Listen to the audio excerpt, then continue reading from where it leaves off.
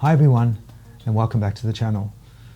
Today we're going to talk about slot type dropouts, the ones you see here, and we're going to talk about a particular fracture that we see in the dropout itself. So I'm going to share that with you today. We're using the Colnago C60 as an example.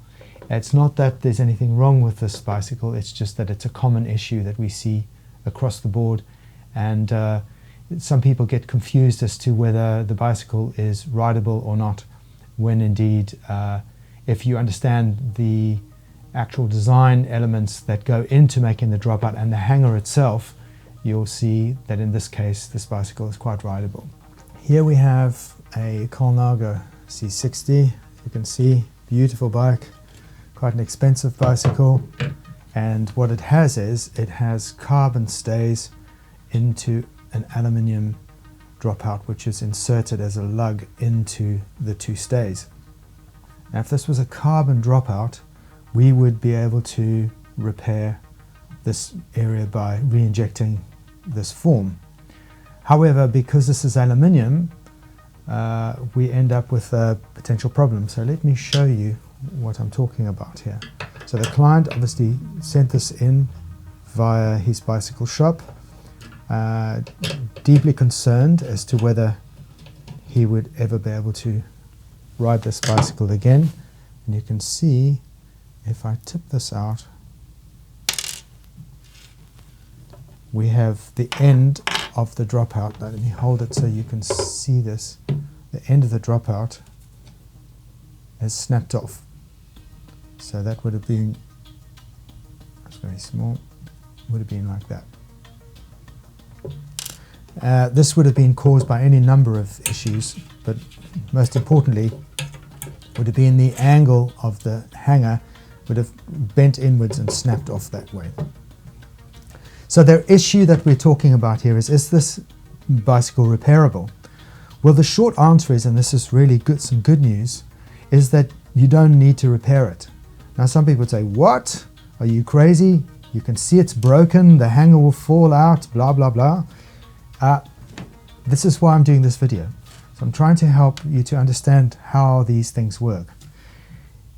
The first job of a hanger is, and should always be, made of a flexible or a bendable material which breaks before the dropout does.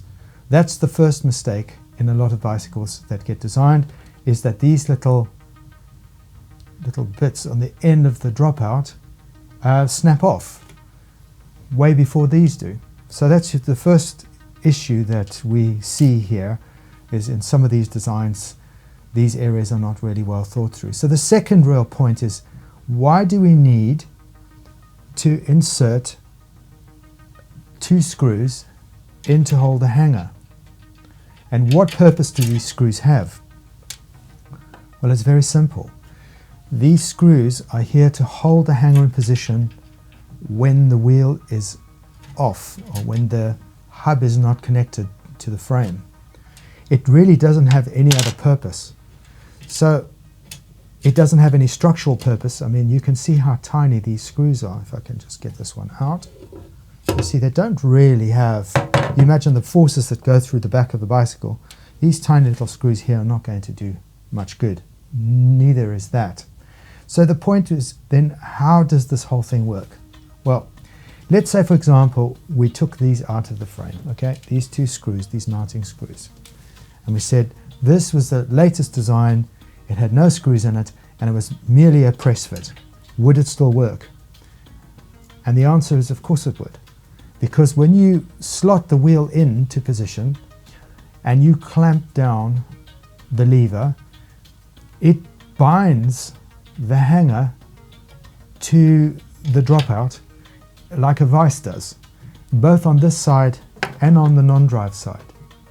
So this is in position. Plus, as you slide the slot, the axle into the wheel, it also sits and resides in this position to stop this from moving anywhere. So it's a captive audience, if you like. On top of that, this particular C60 has got a recess built in, which is ideal for the hanger to position itself. So if I had to press down here and try and wiggle it, very little movement. So those screws, just so that I can illustrate, those screws are there to hold us in position, and I'll say this again, when the wheel is out. There is no other purpose for it, okay? So now that you understand the basic principles, the question remains then, is this bicycle still rideable? Because this piece has been broken off. Well, the answer is absolutely yes. So once the wheel is properly skewered in, you can ride this bike as you had before. So that's the good news. The only check that you need to do once you've had a trauma like this, where it's snapped inwards, is obviously the hanger is no longer going to be straight, or most likely won't be straight anymore. So you need to ask your mechanic to fit the wheel.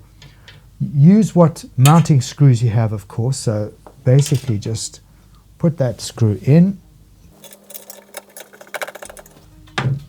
discard the other bits, fit the wheel in, and then they will true the hanger so that the circumference of the wheel is in line with the rear derailleur. I hope you find similar issues where, as long as the dropout area is flat, you can always replace the hanger and slot that back in, make sure the wheel's tightened in, and when you obviously take the wheel out, if you're traveling with the bicycle, just be a little bit more cautious with this so that you don't bend the little mounting screw, because you'll only have one left, particularly in this case where the one is up high here, so there's very little chance of this one breaking. So yeah, good news. So hopefully that helped you understand. I hope it wasn't too convoluted. They're fairly simple things. If you've got any questions, please do send them in. We do read all the comments and we do try and respond to all of them. If we can help at all, please contact carbonbikerepair.co.uk. We're based in Surrey, Leatherhead in Surrey. So we'd be more than happy to give you any assistance that we can. If you like this content, please subscribe. Don't forget to push the notification bells to remind you when new videos come on, and we'll see you next time.